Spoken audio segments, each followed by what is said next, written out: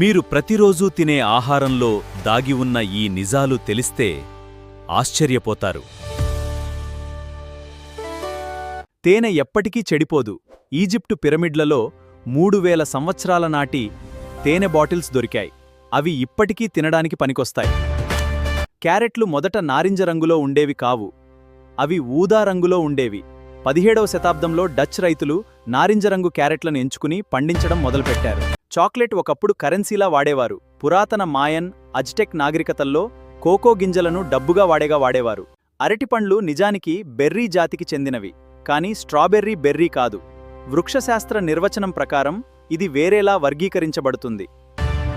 చివరి నిజం మిమ్మల్ని షాక్ చేస్తుంది. ప్రపంచంలో ఉత్పత్తయ్యే మొత్తం ఆహారంలో దాదాపు 3వ వంతు వృధా అవుతుంది తినకుండానే. అంతే ఆహారంతో లక్షలాది మందికి ఆకలి తీర్చవచ్చు.